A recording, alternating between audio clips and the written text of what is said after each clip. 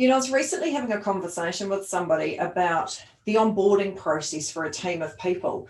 And we were talking about when an employee experience actually starts. And they were saying, they walk through the door and there's these things that go on. And we were having just a general conversation. And I said, do you think when that employee walks through the door, that's actually when their experience starts with you? And they were like, yes, because we've got these things. And I said, well, if we take a step back, they've actually already engaged with you. They've had a recruitment process. And oh, yeah, that's a good point. Yes, we need to encourage that. And I said, but even prior to that, they've had a brand experience with you.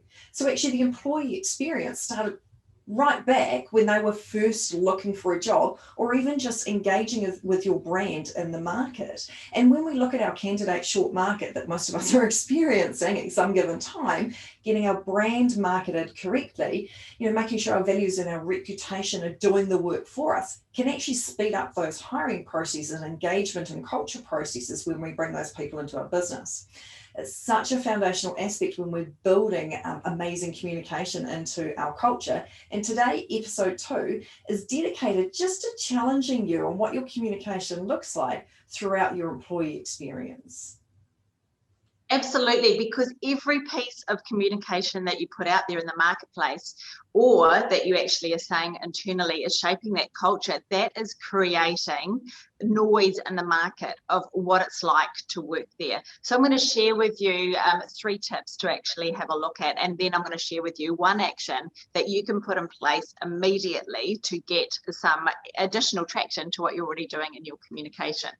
So talk to any successful executive or leader and ask them what is one thing that they would say would be pivotal to business success and into an engaged culture, and it will be around great communication and appropriate communication.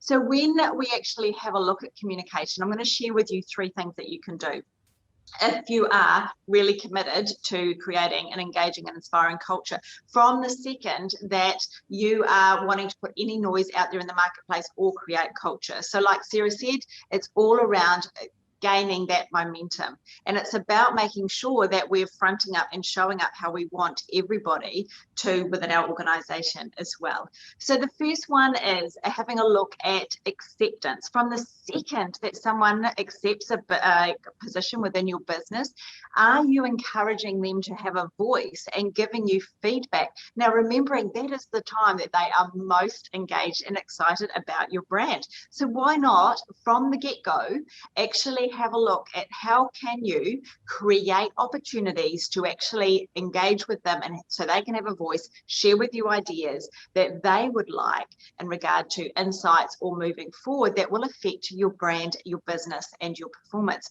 Amazing. Imagine getting all that insight before they even start, and amazing what signal that will actually send to them about what business, culture and leader they're going to be joining. The second point that I really would like you to do is embrace tech. So often in communication, there's state of the nations, there's newsletters going out, there's all sorts of things being utilized within a business, but when you really have a close look at it, it's one way. Isn't it? Like, think about it for a moment. Think about the comms that have gone out in your business recently. And yes, it is great to have State of the Nations and newsletters going out, but it needs to have a 2-way element to it.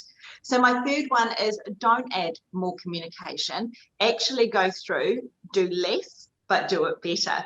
So when we have a look at that, I want you to focus on is be selective, be ruthless. Have a look at it. Is it adding value? What's in it for them? Is it timely? Is it relevant?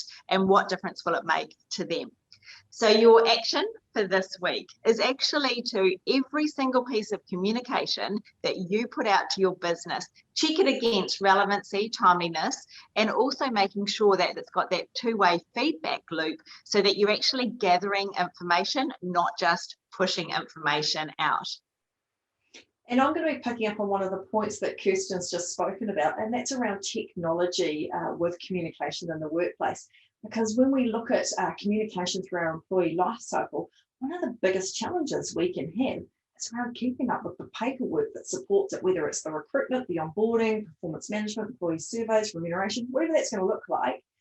Keeping up with the paperwork is often going to be one of HR's pain points and leaders' pain points in the process. And so this is where you do have a really golden opportunity to elevate the employee experience through your EVP and leverage technology to assist to strip out some of that admin, but make the communication far more instantaneous.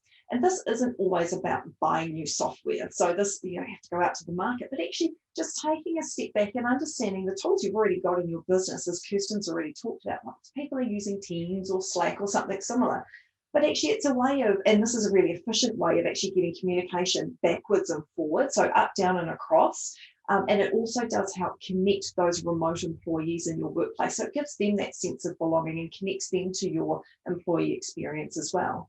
Now, if you don't have something like that, or you have a much larger business and you're looking to really centralize all of your employee experience throughout your EVP, you can look at technology. There are some amazing platforms on the market that can actually bolster the way you communicate in the business. They can have all of the onboarding, all those processes can be online, automated signatures. They can actually make your entire process paperless. And as Kirsten's talked about, from the moment somebody signs, imagine what it's going to feel like if you've got this constant layer of communication because your process is so well mapped out. So by the time that person starts, they're already feeling like part of the team. It's such a powerful exercise to work through, and it really does set them up for success and expectation about what their employment's going to look like in the workplace.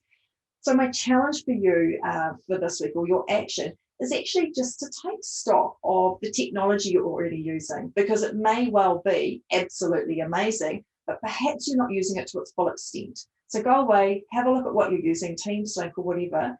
And if you're not using it to its full extent, engage an expert. You could be doing so much more with what you've already got. So there you have it, some really practical insights that you can actually start immediately. So as we're going through this episode, it is about making sure you've got robust mechanisms in place for great communication that's going to create a culture that people will thrive under. You know, making sure that you're creating that beautiful noise out there in the market. So you are the employer of choice. You are the leader of choice. People want to be led by you. So join us in the next episode, where we're going to share with you even more practical hacks to help you elevate your communication as a great leader, which will then elevate your brand and your reputation.